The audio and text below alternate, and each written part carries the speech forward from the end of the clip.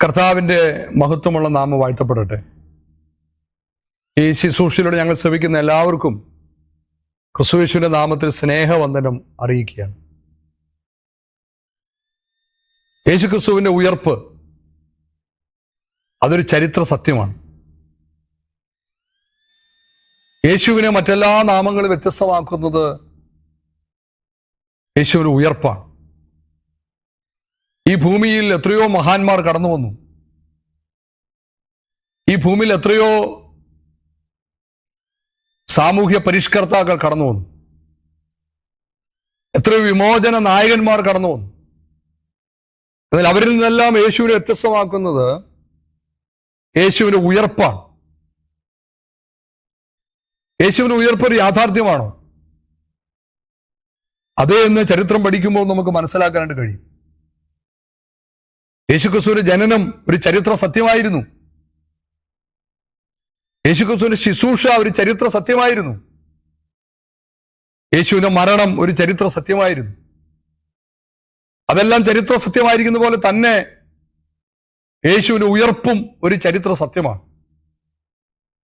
യേശു ഇവിടെ വന്നെന്നും യേശു ശുശ്രൂഷ ചെയ്തെന്നും വിശ്വസിക്കുന്ന പലരും യേശു ഉയർത്തെഴുന്നേറ്റു എന്ന് വിശ്വസിക്കുന്നില്ല എന്നുള്ളത് വളരെ ദുഃഖകരമായ ഒരു കാര്യമാണ്.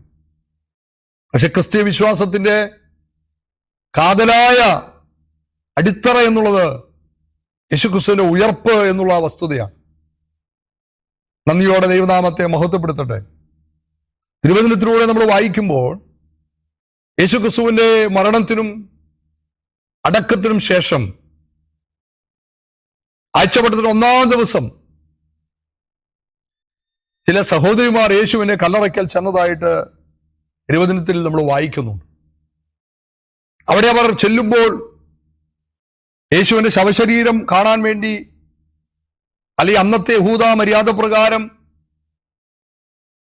ചില കാര്യങ്ങൾ ചെയ്യാൻ വേണ്ടിയാണ് അവർ വന്നതെങ്കിലും അവർക്ക് അവിടെ കാണാൻ കഴിഞ്ഞത് തിരുവചനത്തിൽ ഇങ്ങനെ രേഖപ്പെടുത്തിയിട്ടുണ്ട്. മത്തായി സുവിശേഷം 28-ാം അധ്യായത്തിൽ അവിടെ വന്ന സ്ത്രീകളോട് ദൈവത്തിന്റെ ദൂതൻ ഇങ്ങനെ പറഞ്ഞു, ക്രൂശിക്കപ്പെട്ട യേശുവിനെ നിങ്ങൾ അന്വേഷിക്കുന്നു എങ്കിൽ അവനിവിടെ ഇല്ല. താൻ പറഞ്ഞതുപോലെ അവൻ ഉയർത്തെഴുന്നേറ്റു. അവൻ കിടന്ന സ്ഥലം വന്നു കാണുവിൻ. അവൻ മരിച്ചവരുടെ ഇടയിൽ നിന്ന് ഉയർത്തെഴുന്നേറ്റു എന്ന് വേഗം ചെന്നവന് ശിഷ്യന്മാരോട് പറവിൻ എന്ന് പറഞ്ഞ വാക്കുകൾ മത്തായി സുവിശേഷം 28-ാം അധ്യായത്തിൽ രേഖപ്പെടുത്തിയിട്ടുണ്ട്. അത് യേശു ഉയർത്തെഴുന്നേറ്റു എന്നുള്ളത് ചരിത്രത്തിന്റെ താളുകളിൽ രേഖപ്പെടുത്തപ്പെട്ട, സത്യവേദപുസ്തകത്തെ രേഖപ്പെടുത്തപ്പെട്ട ഏറ്റവും മാറ്റമില്ലാത്ത സത്യമാണ്. യേശു ഭൂമിയിൽ തന്റെ ശുശ്രൂഷ ചെയ്യുമ്പോൾ താനിങ്ങനെ മരിക്കപ്പെടുമെന്നും താൻ 3-ാം ദിവസം ഉയർത്തെഴുന്നേൽക്കുകയും ചെയ്യുമെന്ന് ശിഷ്യന്മാരോട് പറഞ്ഞു. യഹൂദന്മാരുടെ മുമ്പിൽ കർത്താവ് പ്രസ്താവന പങ്കുവെച്ചു. പക്ഷെ പലർക്കും അത് മനസ്സിലായില്ല, പലർക്കും അത് ഉൾക്കൊള്ളാൻ കഴിഞ്ഞില്ല എന്നുള്ള വാസ്തവമാണ്. പക്ഷെ ഉൾക്കൊള്ളാൻ കഴിഞ്ഞില്ല എന്നുള്ളത് കൊണ്ടോ, വിശ്വസിക്കുന്ന ആളുകൾ തയ്യാറായില്ല എന്നുള്ളത് കൊണ്ടോ അത് സത്യമല്ലാതായില്ല. യേശു ഉയർത്തെഴുന്നേൽക്കാൻ തക്കവണ്ണം ഇടയായി. എന്നാൽ ആ ഉയർത്തെഴുന്നേൽപ്പ് എന്ന യാഥാർത്ഥ്യത്തെ മറയ്ക്കുവാൻ വേണ്ടി കള്ളക്കഥകൾ അന്നത്തെ യഹൂദന്മാർ റോമ ഗവൺമെന്റ് ചേർന്ന് മെനഞ്ഞു എന്നുള്ളത് നമുക്ക് ചരിത്രത്തിൽ കാണാൻ കഴിയുന്ന വസ്തുതയാണ്.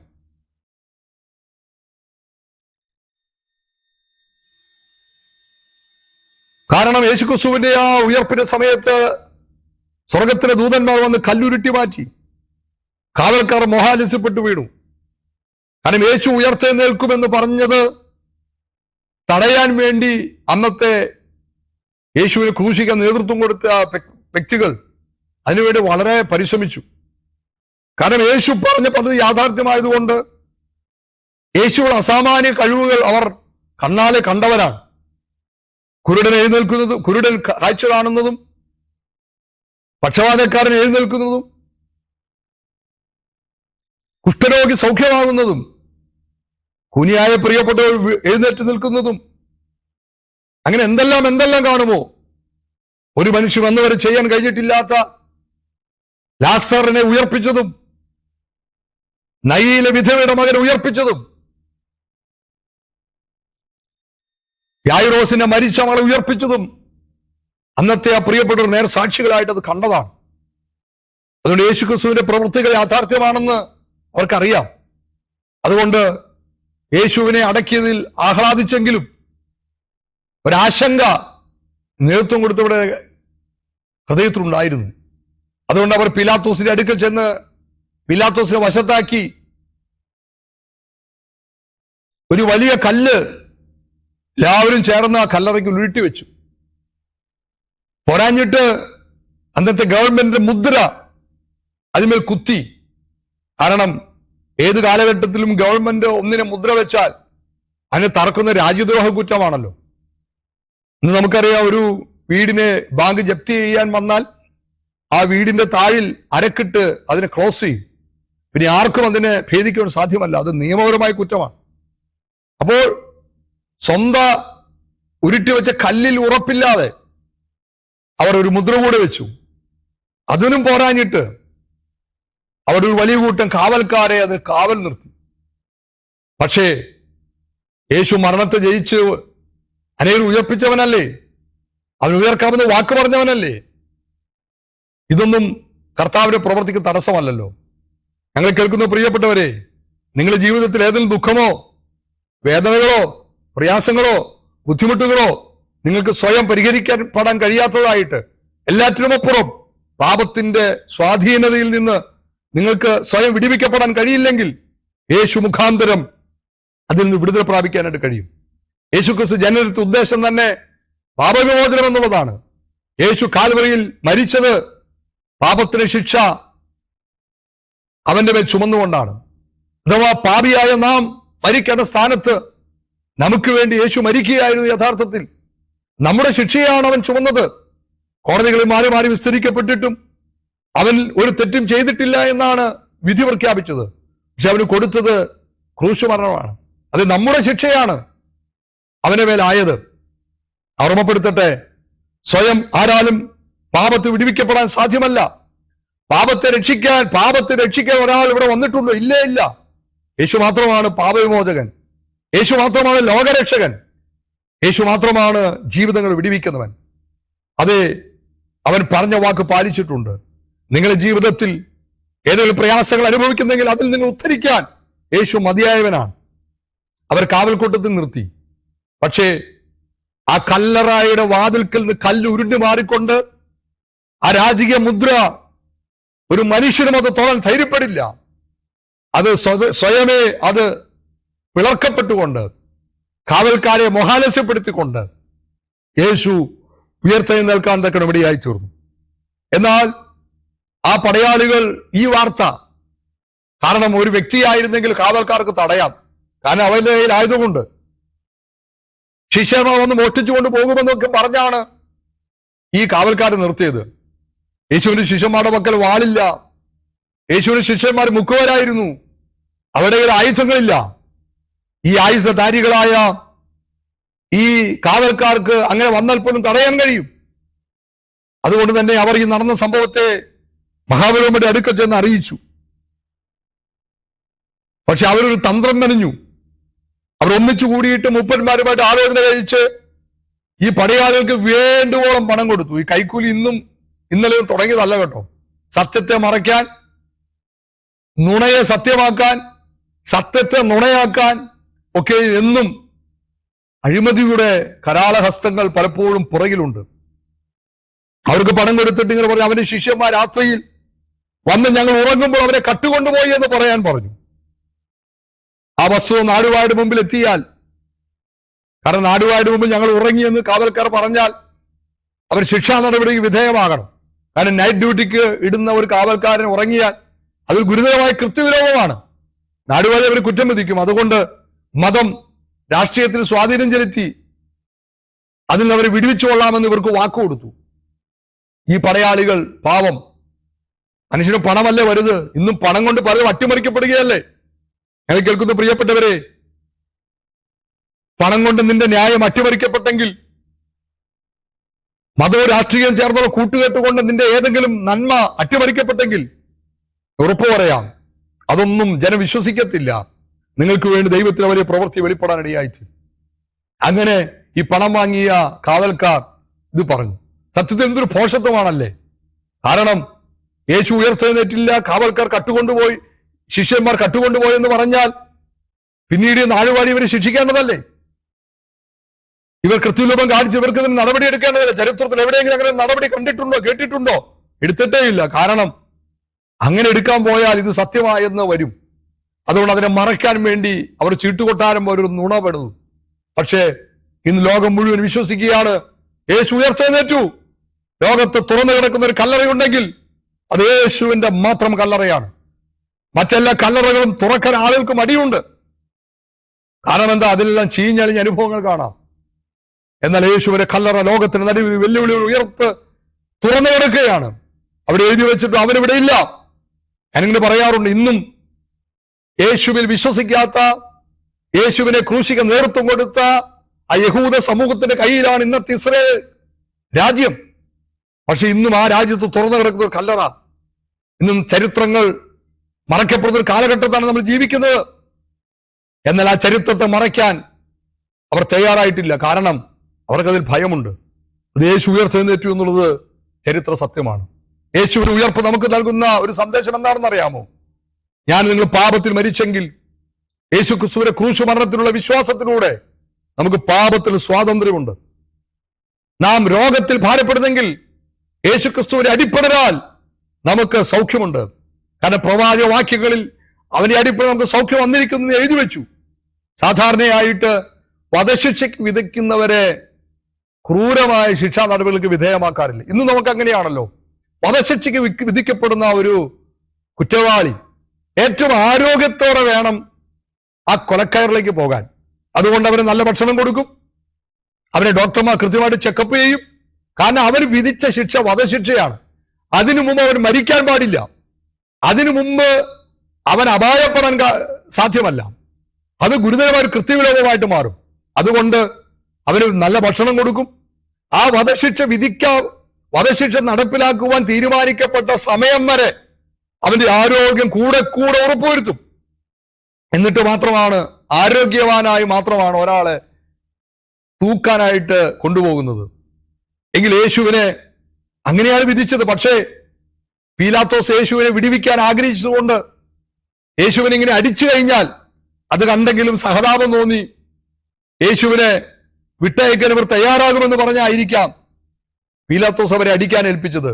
പക്ഷെ അത് ചരിത്ര നിവൃത്തിയായിരുന്നു. എന്തിനെന്നറിയാമോ? സാക്ഷാൽ അവൻ നമ്മുടെ രോഗങ്ങൾ ചുമന്നു. അവന്റെ അടിപ്പിൽ നമുക്ക് സൗഖ്യം വന്നിരിക്കുന്ന പ്രവാചക വാക്യങ്ങൾ എഴുതിയിരിക്കുന്ന നമ്മുടെ രോഗസൗഖ്യം, നമ്മുടെ ശിക്ഷാവധിയിൽ നിന്നുള്ള വിടുതൽ സാധ്യമാകാൻ അവനാ അടിപ്പിണരുകൾ ശരീരത്തിൽ ഏൽക്കുകയായിരുന്നു. അതെ, എന്നെ കേൾക്കുന്ന പ്രിയപ്പെട്ടവരെ, നിങ്ങളൊരു മാറാ രോഗത്തിൽ ഭാരപ്പെടുന്ന വ്യക്തിത്വമാണോ? യേശു ക്രിസ്തു അടിപ്പിണർ നിങ്ങൾക്ക് വേണ്ടിയുള്ളതാണ് കേട്ടോ. നിങ്ങളെ സൗഖ്യത്തിന് വേണ്ടിയിട്ടാണ് അവൻ അടിയേറ്റത്. നിങ്ങളെ പാപത്തിന് ശിക്ഷയാണ് അവൻ ചുമന്നത്. അതുകൊണ്ട് നിങ്ങളെ ശാപമാണ് അവൻ ചുമന്നു തീർത്തത്. പാപത്തിൽ നിന്ന്, ശാപത്തിൽ നിന്ന്, രോഗത്തിൽ നിന്ന് യേശുവിന്റെ ക്രൂശ് മുഖാന്തരം നിങ്ങൾക്ക് വിജയമുണ്ട് കേട്ടോ. അതെ, ക്രൂശ് ഒരു പരാജയമല്ല, ക്രൂശ് വിജയമാണ്.